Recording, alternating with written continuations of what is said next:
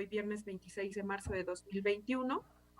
Como punto número 1 tenemos la apertura de la sesión por parte del maestro Mauricio Valdés, coordinador del SECTEC. Como número 2, la lista de asistencia que ya ha sido tomada previamente. Número 3, lectura del orden del día. Número 4, exposición por parte del doctor Igor Vivero Ávila, representante del Instituto Electoral del Estado de México, realizando un balance sobre las fortalezas y debilidades del instituto. Como número 5, las observaciones y análisis del punto 5 y 6 del índice temático. Como número 6, la elaboración de análisis, no, perdón, ese no. Como número 6, asuntos generales. Y como número 7, clausura de la reunión. ¿Sería cuánto? Muchas gracias, Stephanie. Antes de dar inicio, y precisamente un tema electoral, les quiero informar que solicitamos al Instituto Electoral del Estado nos oriente para el debido cumplimiento de la veda electoral. Sí. Disculpe por la interrupción, es que se escucha eco. No sé si el maestro Rubén podría apagar su micrófono para que no se escuche doble el audio. Como están juntos. A ver, ahí creo que ya está mejor. Ahí, ya está perfecto. ¿Sí?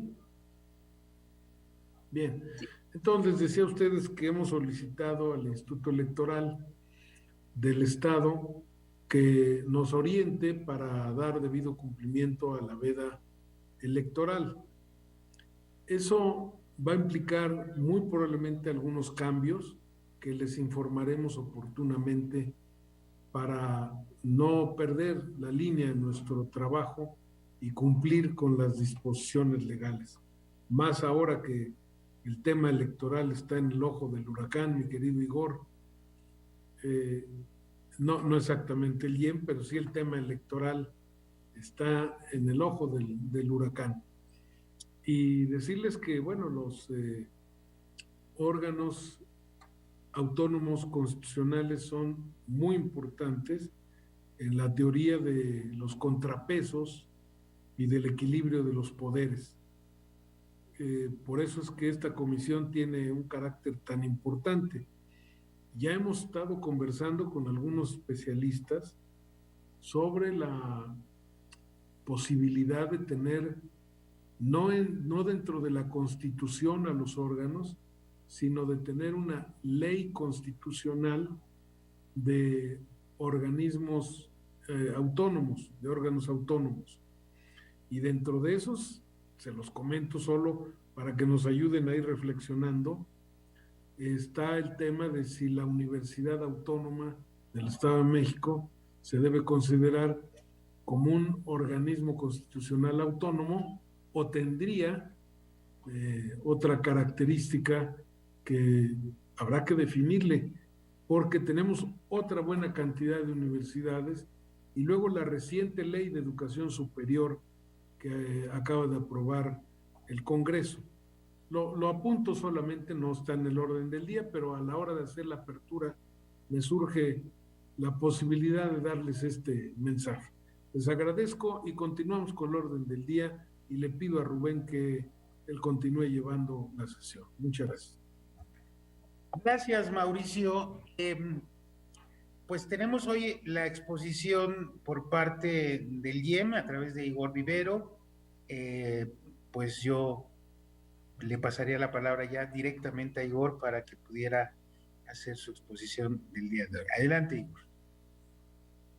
Gracias, Rubén. Pues agradecer el espacio para esta reunión de trabajo del SECTEC y de los compañeros de las instituciones, de los organismos autónomos. La presentación tiene una precisión en el sentido del orden del día, es fortalezas y oportunidades. Voy a hablar más de oportunidades que de un tema de debilidades y hacer un planteamiento general de lo que ha venido en estos 25 años construyendo el instituto en esta dinámica que ya mencionaba el maestro Mauricio Valdés de la complejidad de las elecciones que existen en nuestro país. Bueno, en este sentido le pediría a Stephanie su valioso apoyo para que nos comparte esta breve presentación. Claro que sí, doctor. Gracias, Estefanía. Y muchos de ustedes, además de los integrantes del SECTEC, tienen un vínculo directo con el instituto en diferentes facetas de su vida profesional, entonces conocen muy bien de lo que estamos platicando. La primera, por favor, Estefanía, me parece que esa es ya de las finales. Sí, permítame un segundo. Gracias. Bueno, pues ahí empieza, ¿no? Ahí, gracias. Vamos a hablar de algunos aspectos de fortalezas y oportunidades que tiene el instituto. En la siguiente lámina empezaríamos a ver parte de estas fortalezas que se tienen. Primero está el respeto de los derechos humanos en el ámbito político y electoral. Es una exigencia que está planteada en la Constitución, en los diferentes, digamos, aspectos que marcan la legitimación de la actuación del instituto. Está estas partes del derecho al voto, de la organización de la elección. Un tema que hay que resaltar del instituto es en su máximo órgano de dirección, es un órgano colegiado. Y como órgano colegiado implica que las decisiones se toman a través de consenso. Esto también muestra, dentro de la integración del órgano colegiado, la pluralidad política que vivimos en la actualidad en las elecciones.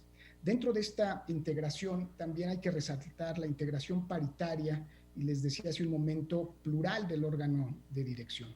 Actualmente el Consejo General se integra por 5 consejeras electorales, un consejero electoral, así como las representaciones de los partidos políticos, un secretario ejecutivo, y en breve, como es de su conocimiento, el INE estará nombrando a la consejera presidenta. También el instituto está directamente relacionado con fomentar la participación de la ciudadanía en la esfera pública. La actuación recurrente de la ciudadanía dentro de los procesos electorales. La siguiente, por favor, Stephanie. En estos 25 años, el instituto ha organizado, contando la elección que está transcurriendo, 17 elecciones, de las cuales 13 son ordinarias, 4 extraordinarias, y de estas 17 elecciones, 4 han sido para gobernador y 9 también para diputaciones locales y ayuntamientos. Esta organización de la elección, de las elecciones, implica una complejidad dentro del desarrollo de la organización de la elección. Por un lado, tenemos que de los resultados dentro de la participación de los ciudadanos, los resultados de 2006 a la elección del 2018, la participación de los ciudadanos ha oscilado entre el 43% a casi el 70% de la participación ciudadana. Entonces, esto implica una dinámica también en cada uno de los procesos electorales, y también fomentar la participación de la ciudadanía en la esfera pública a través del desarrollo, organización y vigilancia, implica la vinculación a través de la observación electoral, implica integración de los órganos desconcentrados a través de 125 juntas municipales, 45 juntas distritales con sus correspondientes consejos que van a ser integrados por una ciudadanía. Para organizar las elecciones, el instituto se basa dentro de los principios que están marcados en la Constitución y que tienen que ver con certeza. Todos los actos de la autoridad electoral se caracterizan por su veracidad y certidumbre, que sean comprobables y fidedignos, la imparcialidad, velar por el interés de la sociedad y por los valores de la democracia sin anteponer intereses personales o de grupo o preferencias políticas. Esto no quiere decir que no haya intereses partidistas, políticos dentro del instituto, y tienen el espacio, como lo comentábamos hace un momento, para expresar los intereses que tienen las fuerzas políticas, pero la autoridad se maneja desde el principio de la imparcialidad. También está el principio de independencia, que tiene que ver con la actuación de la autoridad electoral dentro de sus procesos deliberativos y toma de decisiones que se realicen en libertad, con apego a las leyes, sin la intervención de cualquier otro agente externo. Como recuerdan, esta integración, que también tiene que ver con la integración de la Autoridad Electoral Nacional, pues el voto dentro del Consejo solo recae, en este caso, en quienes integren las consejerías. En algún momento, años atrás, había una participación con voto de los partidos políticos o de los poderes legislativos. En este momento solamente es a través de quienes deciden, a través de su voto, con quienes representan las consejerías. La legalidad, que es un tema que también se ha estado revisando en diferentes sesiones que hemos tenido previas, todas las acciones tienen que estar en un estricto cumplimiento al orden jurídico, al Estado de Derecho. Las decisiones como autoridad administrativa electoral están sujetas a las resoluciones de las autoridades jurisdiccionales electorales, así como al escrutinio público. Otro de los principios es la máxima publicidad. El Consejo General, sus comisiones sesionan en vivo a través de las redes sociales, de los canales que tiene el instituto, además de dar cumplimiento a las obligaciones en materia de transparencia y rendición de cuentas, y su actuación en este tema es proactiva. Todos los acuerdos que son tomados en el Consejo General están a la vista de la ciudadanía y de quien busque o que desee consultarlos, y todas las deliberaciones del Consejo, de las comisiones, son públicas. La objetividad. La actuación de la autoridad electoral debe reconocer de manera global la realidad, por encima de opiniones personales sustentadas en impulsos, y los actos pueden ser constatados.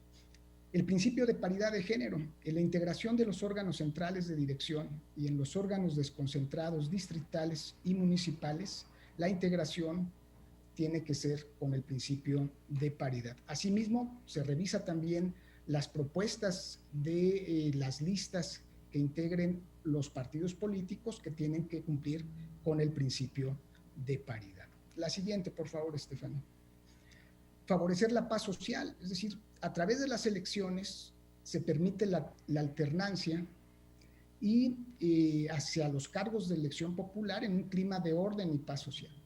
Si bien lo mencionaba Mauricio al inicio de la sesión, los procesos electorales cada vez son más competitivos y cada vez tienen esta posibilidad de alternancia. Se ha dado en un orden de paz social, y esto ha contribuido a tener una institución como el Instituto Electoral del Estado de México. En suma, el IEM favorece la gobernabilidad democrática, la tolerancia y el diálogo entre la ciudadanía y las fuerzas políticas. Voy a pasar al tema de oportunidades que observamos. Hay una gran oportunidad en tener una mayor interacción y vinculación con las juventudes. Las juventudes son diversas. En el estudio que compartimos con ustedes sobre cultura política de los jóvenes en el Estado de México, se aprecia en la medición que cuando se les pregunta a los jóvenes si identifican al Instituto Electoral, hay un bajo conocimiento de lo que hace la autoridad electoral y hay una confusión de lo que hace el Instituto Electoral del Estado de México con el Instituto Nacional Electoral. Entonces creemos que hay una gran oportunidad de lograr una mayor interacción y vinculación con las juventudes. Un mayor desarrollo de la cultura política democrática dentro de las funciones que están también marcadas por la ley. El instituto contribuye a la educación cívica, y esto tiene que ser congruente con diferentes agentes socializadores de la cultura cívica o de la cultura política: escuela, familia, medios de comunicación, partidos políticos, en un sentido de privar una cultura política democrática. También en esta nueva ola de tecnologías, de desarrollo de nuevas tecnologías y redes, observamos que hay que tener un fortalecimiento en el uso de estas nuevas tecnologías de la información y la comunicación, junto con las redes sociales, foros digitales, entre otros aspectos que ya se están haciendo. La pandemia nos ha llevado a transitar en muchos aspectos, como la selección de los órganos desconcentrados a través de una manera remota, utilizando estas nuevas tecnologías, y este fortalecimiento parece que llega para quedarse. Y finalmente, tener una mejor comprensión de esta ciudadanía digital. Diariamente observamos la cantidad de información que circula dentro de redes sociales o de estas nuevas herramientas tecnológicas, y observamos que también el tema de la política de las elecciones tiene una presencia fundamental. Entonces, hay una gran oportunidad para tener esta mejor comprensión de esta ciudadanía digital. En suma, esta es la presentación que queríamos compartir con ustedes y reiterarles el agradecimiento por el espacio que nos brindan para comentar estos temas. Muchas gracias. Muchas gracias, Igor. Bueno, está a discusión de los miembros de la comisión el documento, si quieren hacer algún comentario, alguna observación. Mauricio Valdés.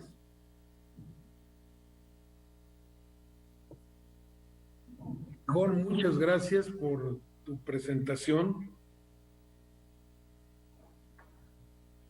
Es una gran oportunidad para reflexionar y creo que nos va a servir inclusive para los demás organismos constitucionales autónomos.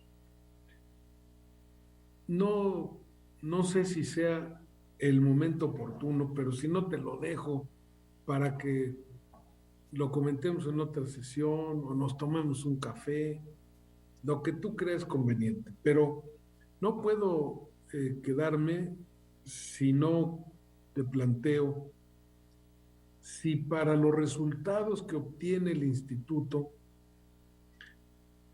el abstencionismo no es un reto y cómo piensa que lo puede combatir. Hay países, creo que son muy poquitos los que tienen el voto obligatorio. Esa es una parte.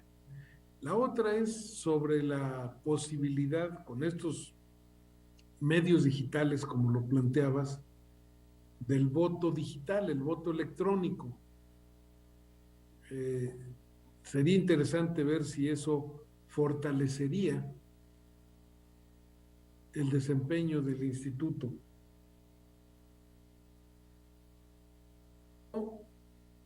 Yo tengo la experiencia personal de cómo el instituto ha llegado a ser objeto de presiones por parte del Ejecutivo. Lo padecí cuando intenté participar en las elecciones con un partido político. Hay toda una serie de antecedentes al respecto, pero a mí me dio la impresión de que había mucha presión. En aquel entonces era gobernador Arturo Montiel y la intención era que no pudiéramos jugar y después, en fin, otra serie de cuestiones, pero lo dejo solamente enmarcado en que si no será una debilidad estas posibles presiones de los poderes, y luego también por la parte presupuestal, porque si no hay autonomía presupuestal se dificulta mucho el que se pueda ver independencia. ¿Cómo podríamos en una reforma integral de la Constitución fortalecer esa independencia? A mí me parece que han avanzado mucho. Yo reconozco que el instituto es un instituto muy avanzado, pero como que tiene esos pequeños puntitos que a lo mejor ahora podemos encontrar la fórmula constitucional para apoyar su función. Porque también hoy tiene la otra dependencia, y lo digo como parte de un Estado libre y soberano. ¿Hasta dónde no se menoscaba esa libertad y esa autonomía del Estado en una materia tan relevante como la electoral, con la existencia de un organismo nacional. Ya sé que hubo una reforma constitucional federal, etcétera, pero por eso te dije desde el principio, si quieres decirnos algo ahora, y si no nos tomamos un café uno de estos días, porque ciertamente son materias delicadas, lo reconozco, son materias delicadas. No te quiero poner en un dilema, en un brete, no, pero sí quiero dejarlo en la mesa de que hay temas que tenemos que entrarle, no ustedes necesariamente, pero nosotros sí. No puedo dejar pasar entonces que ese principio de independencia es cuestionado. Y finalmente, lo que es la participación ciudadana. Si se refleja en términos de abstencionismo, luego se queda uno con esa idea, a ver, voto obligatorio para reducir el abstencionismo. Bueno, es una opción, pero creo que tampoco resultaría aquí, no lo sé, no sé si ustedes a lo mejor han hecho algún estudio al respecto. Yo sé que desde luego Palmira, que tiene mucha experiencia de haber estado ahí en el instituto, podrá darnos algún otro punto de vista al respecto, pero participación ciudadana, cómo alentar la participación ciudadana, y luego una materia pendiente, que sería la educación electoral, porque en educación electoral tenemos tanto la educación del ciudadano como elector, como la educación del ciudadano como parte de un partido político.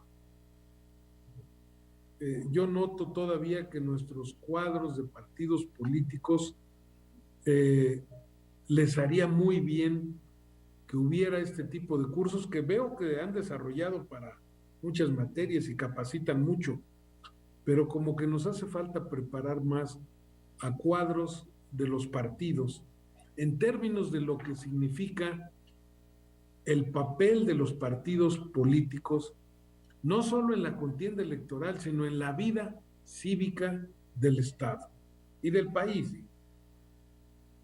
Estoy pensando un poco en que nos asociamos en un partido político porque individualmente no tenemos más allá de la fuerza de un voto cada quien, pero asociados, integrados con quienes piensan como nosotros y quieren luchar por algo como nosotros, nos da fuerza.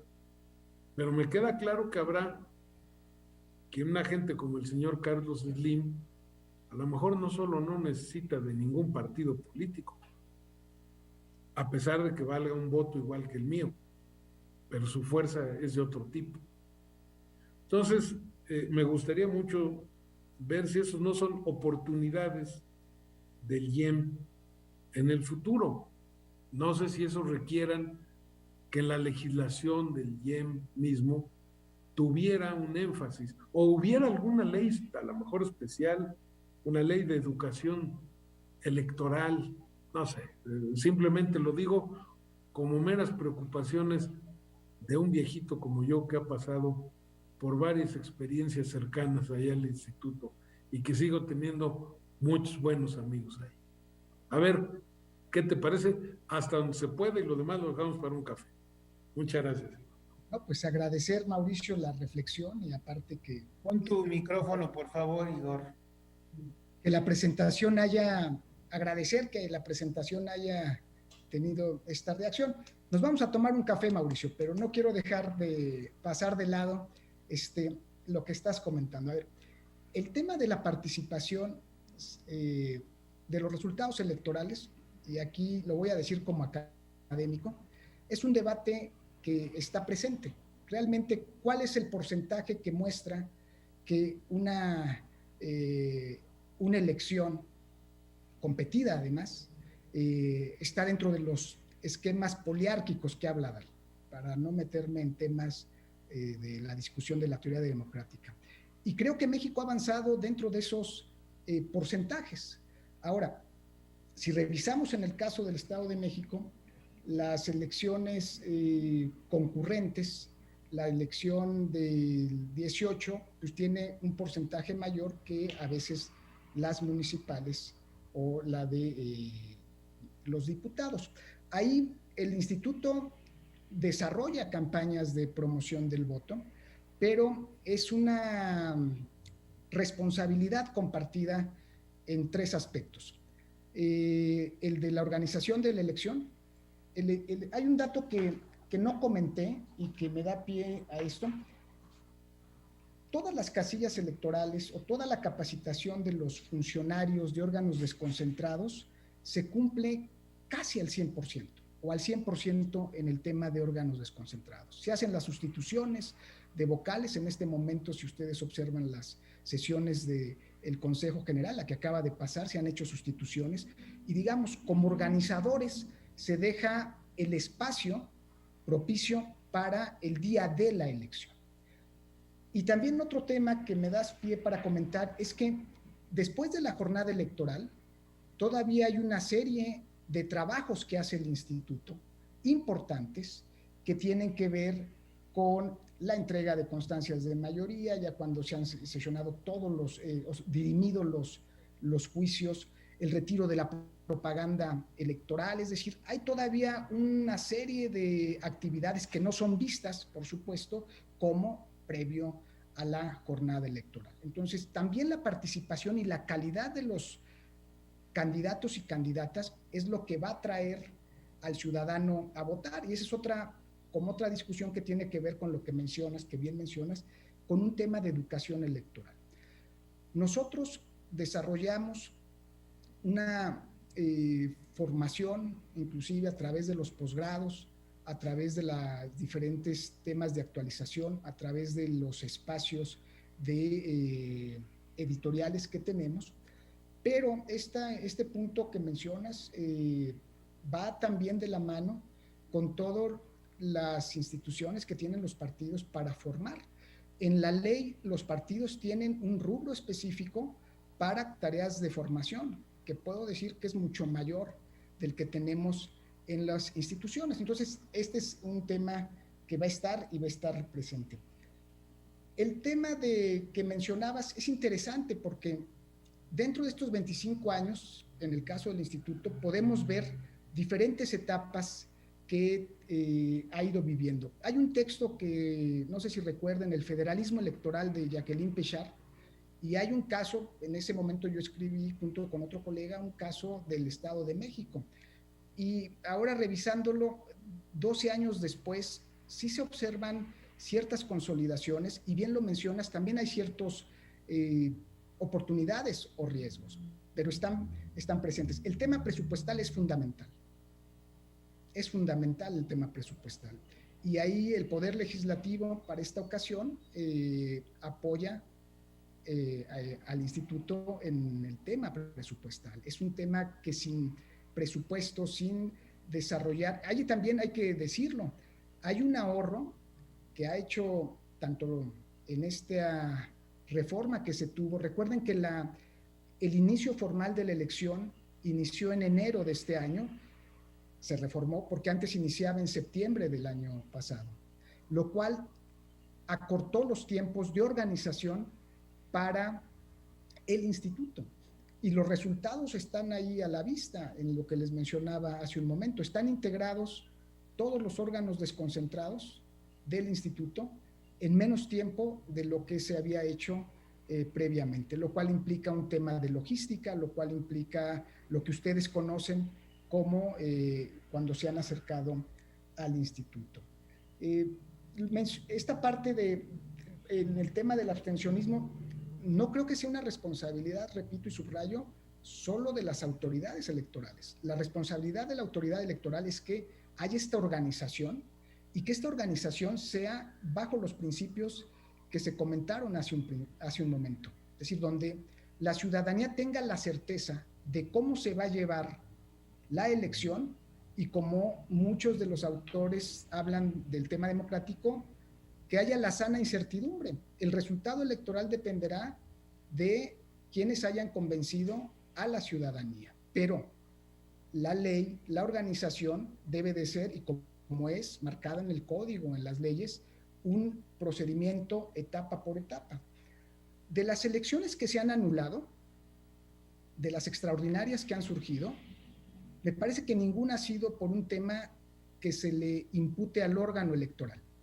Ha sido por dirimir en los tribunales que si alguna fuerza política cumplió o no cumplió la ley, y eso implicó una nueva organización de la elección. Eso es lo que creo que tiene de una fortaleza que, como bien mencionas, se puede ir teniendo. Ahora, lo del voto digital electrónico, el voto digital electrónico no va a ser tanto un problema de organización como el tema de confianza respecto al instrumento que tiene que ver con el voto. Y ese tema de confianza lo venimos con el origen de la elección federal de 1988. Nuestro padrón electoral, nuestra lista nominal, que además es la más numerosa de las entidades federativas, tiene los candados de seguridad que no hay en otra parte del mundo. Y esto responde a un tema de confianza. Y el tema de confianza, después de casi 30 años, sigue siendo un tema que está presente en la política mexicana. Entonces, claro que puede avanzar, hay experiencias, y coincido contigo, el voto obligatorio, en el caso, por ejemplo, brasileño o de otras latitudes, muchos de los ciudadanos a veces prefieren esa multa o esa multa administrativa que ir a ejercer su voto. Entonces, no necesariamente por tener un esquema más punitivo respecto al voto, se va a tener un resultado inmediato el resultado electoral. Creo que depende más de la calidad de las campañas y, claro, la responsabilidad del órgano electoral es que esas campañas se den dentro de los márgenes legales y, como bien mencionaste, también tenemos que ir a la par de una legislación nacional que en el 2014 implementó un sistema nacional de elecciones. Pero con gusto nos tomamos el café, Mauricio, y vemos estos y otros temas. Muchas gracias. Gracias, Igor. ¿Alguien quisiera hacer algún comentario? Bueno, yo sí quiero hacer un comentario. Bueno, Palmira primero y después yo. Adelante, Palmira. Sí, gracias. Bueno, creo que Igor se ha quedado a nivel de explicarnos qué es el IEM y lo entiendo su cautela, ¿no? Creo que este tema electoral pues es un ejemplo perfecto de un modelo que sea, bueno, sobreregulado, sobrelegislado, y en realidad el espacio que nos dejan a los estados pues es mínimo para introducir cambios, ya sea a nivel constitucional o legal. Entonces, pues entiendo, Igor, pues la posición que has tomado muy precavida, porque realmente es difícil. ¿Qué proponemos a nivel constitucional o legal que no vaya en contra tanto de las leyes generales o de la propia Constitución Federal? Entonces, pues podemos tener muy buenas propuestas en varios sentidos, pero pues creo que de estas discusiones que se tienen que hacer en un contexto federal, no hay más, que cambie el modelo electoral para que a los estados les regresen más facultades para determinar cómo introducir cambios de cómo se organizan las elecciones en los estados. No estamos en esa situación, ¿no? Con todas las críticas que puede conllevar eso.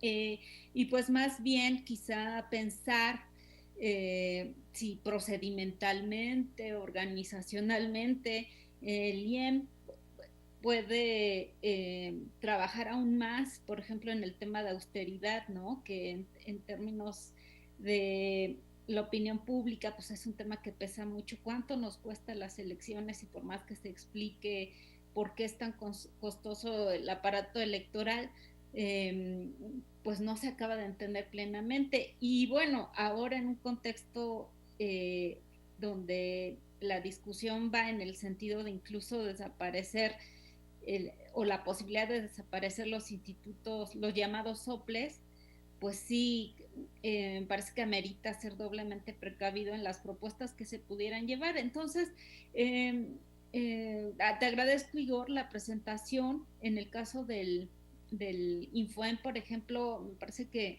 sucede algo similar con sus leyes, con la ley general, pero ahí, por ejemplo, el tema de sanciones, bueno, ya en su momento, ¿no? Habremos de escuchar a los representantes del Infoem el tema de ponerle dientes a ese instituto, y va a ser muy interesante, pues si podemos hacerlo desde la constitución local. Pero en el caso del electoral, pues me parece que estamos en una camisa de fuerza. Ya veo que Mauricio se está sonriendo, no sé si por algún chiste local que esté contando con Rubén, pero bueno, a mí me parece que genial que tengan su plática de café, pero sí, me parece muy difícil que podamos llegar a algunas propuestas, al menos en lo que respecta en el IEM. No, una disculpa, pero era chiste local. Bien, yo sí quisiera hacer algún comentario.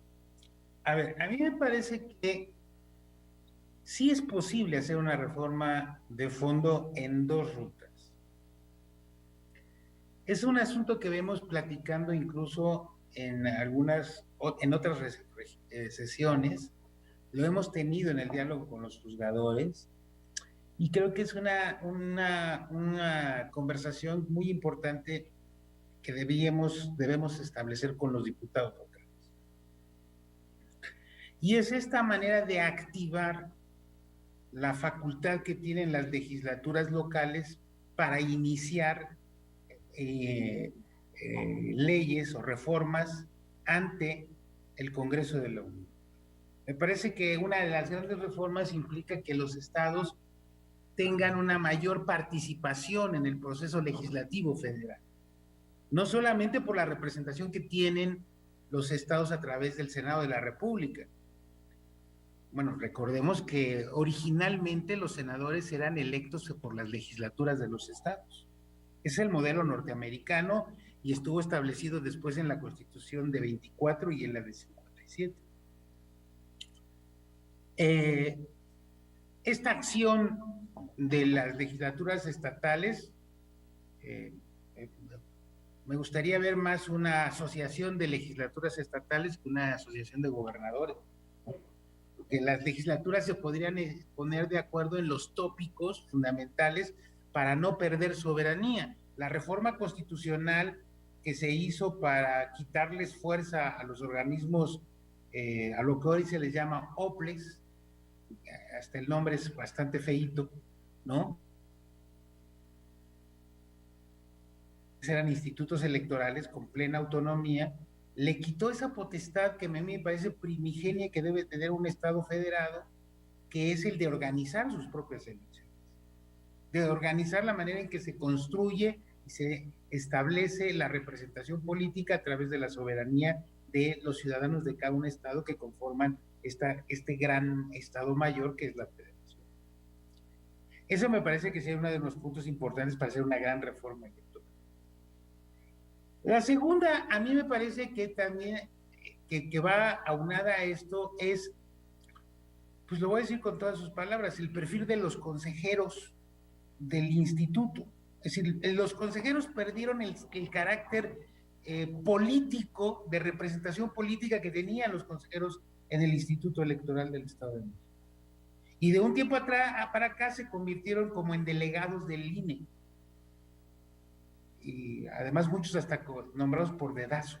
Entonces, como delegados del INE, con ciertas especificidades académicas y técnicas que abonan muy poco a la resolución de los conflictos electorales que requieren esta sensibilidad política para poder resolver los conflictos de orden electoral, cosa que sí tenía el Instituto Electoral en sus inicios, porque era la legislatura del Estado la que nombraba a los consejeros electorales. en uso de su propia potestad política que tenía la legislatura de nombrar un consejero electoral, como lo hace la Cámara de Diputados con el INE.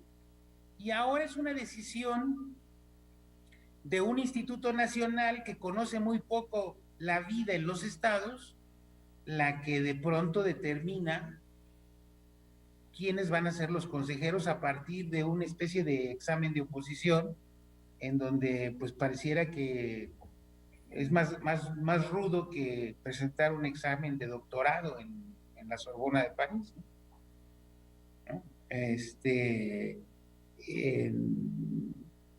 Yo no sé qué tanto debiese saber un consejero de cómo instalar una casilla electoral. ¿No?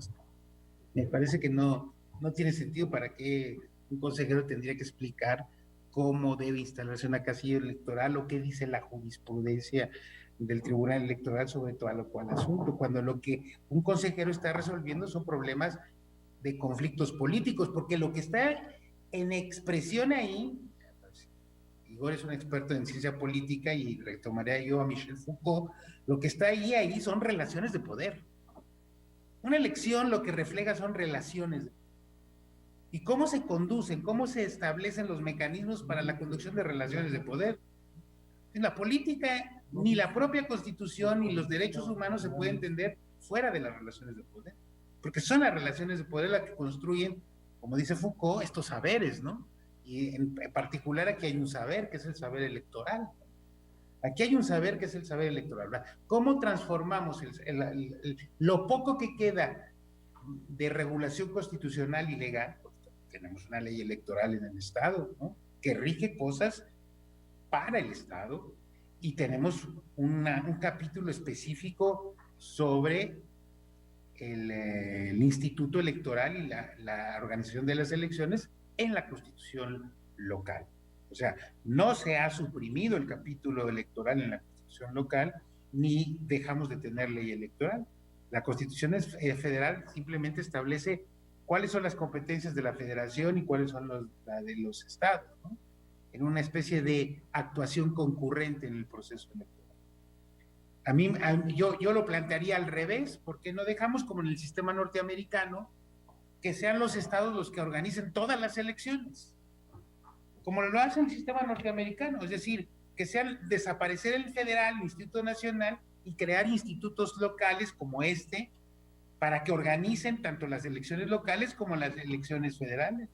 O el sistema norteamericano es muy malo, pues es un sistema que ha durado y ha permanecido con un gran equilibrio de poderes y con una gran sensibilidad para resolver elecciones.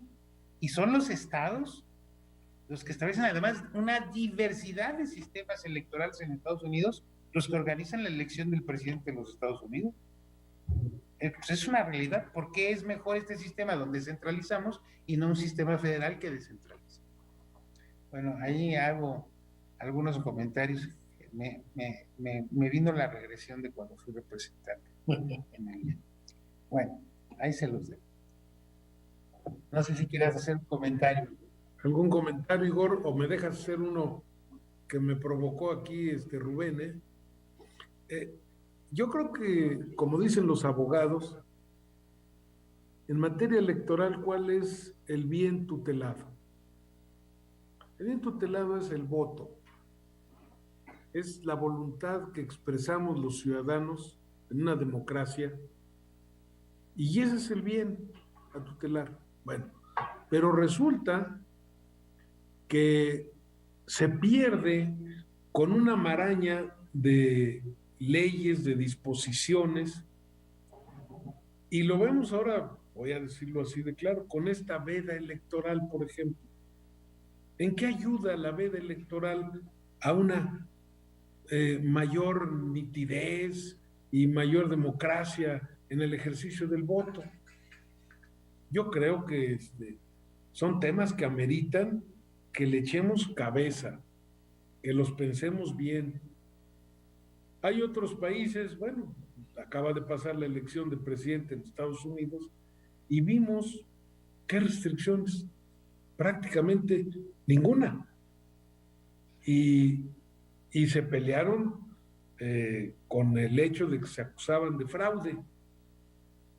Porque en efecto, todas estas restricciones y todas estas marañas legales, y miren que estuve en el ojo del huracán en 88, por eso conozco bien por dentro lo que ha ocurrido y cómo viene entonces esa desconfianza, pero al ir corriendo una serie de medidas, se perdió el bien tutelado, que es el voto.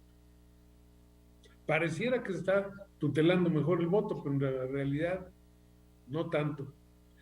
Es un tema, pues lo dejo ahí, porque es un tema que sí tenemos que estudiarle, por si en la revisión integral de la Constitución podemos avanzar algo. Ya sé que tenemos limitaciones y alcances de la legislación federal, pero algo tenemos que hacer, porque este es nuestro Estado, y no estoy pensando en esta generación, estoy pensando en las siguientes generaciones, que quieren elecciones más libres y menos caras, porque hoy tenemos elecciones muy costosas, son de las más caras del mundo, dicen. Yo no he hecho el estudio comparado, a lo mejor tú tienes más información porque eres un gran especialista en esos temas, pero solo por no dejar de comentar eso, lo que tutelamos es el voto, la decisión del ciudadano. ¿Está bien entonces toda esa maraña de cosas que traemos o debemos irle restringiendo y dejando que sea el voto lo que surja y lo que sea la parte relevante de todo el proceso? Gracias, Igor, y gracias a los amigos que nos tocaron una cuerda sensible tanto a Rubén como a sus servidores de Nueva Palmira, que ha sido consejera. Muchas gracias. Gracias, muchas gracias. ¿Quieres decir algo, Igor, por favor? No, agradecerles, por favor, agradecerles y también dar cuenta de la presencia de Arturo Tirado, que es un gran especialista también en temas de derecho electoral. Agradecerles el espacio. Muchas gracias, Igor. Bueno, creo que con esto dejamos la sesión de hoy, ¿verdad, Stephanie? Y pasaríamos a algún asunto general. Hay un asunto general que yo quisiera tocar dirigido al IEM y precisamente al área de capacitación a la que Igor está a cargo. El sistema de parlamento abierto que vamos a nosotros a elaborar es un sistema muy novedoso, pero pues la novedad nos lleva a la complejidad. Estamos armando, Igor, un modelo en el que de manera efectiva vamos a tener un parlamento con sesiones, con debates, con comisiones, con reglamento de debates, en fin, con una deliberación muy, muy fuerte. Es decir, creo que será la primera vez que veamos en México y no sé si en el mundo una deliberación política de este nivel. Pero requerimos un staff de apoyo técnico, que vaya ayudando y coadyuvando en las actividades y en los debates que van a realizar los parlamentarios. Y la petición que quisiéramos hacerla, y primero directamente a ti y después seguramente lo tendríamos que hacer a través del secretario general del IEM, que es el hecho de que pudieran ustedes auxiliarnos en la capacitación del personal técnico que auxiliará al Parlamento abierto.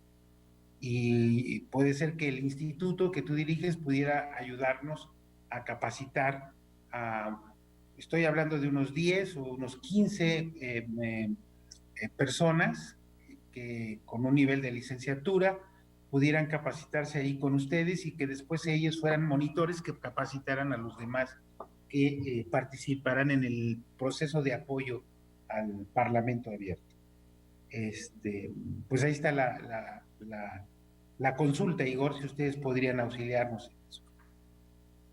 Tendríamos que ver, si quieres, con bien preciso qué es lo que solicitarían. Nosotros tenemos ahorita vamos a llamarlo, mujeres y hombres, servidores electorales están ya inmersos en el tema de los trabajos. De hecho, Palmira sabe muy bien en esta parte que las áreas del instituto, el área de formación inclusive, a la par que venimos realizando todas estas tareas que mencionaste, se comisiona al personal para las diferentes etapas. En puerta está una de las etapas importantes, que es el registro de candidaturas, y eso implica un esfuerzo con esta complejidad. Nosotros estaríamos atentos a esta solicitud, y si está en la posibilidad del instituto, ustedes saben que el instituto está atento y apoya estos trabajos, pero tendríamos que verlo, y bien mencionas que el área donde debe de llegar pues es la Secretaría Ejecutiva, que tiene una gran experiencia y un planteamiento, pero que también sean sensibles a esta parte de la operación que se está requiriendo, mi querido Rubén.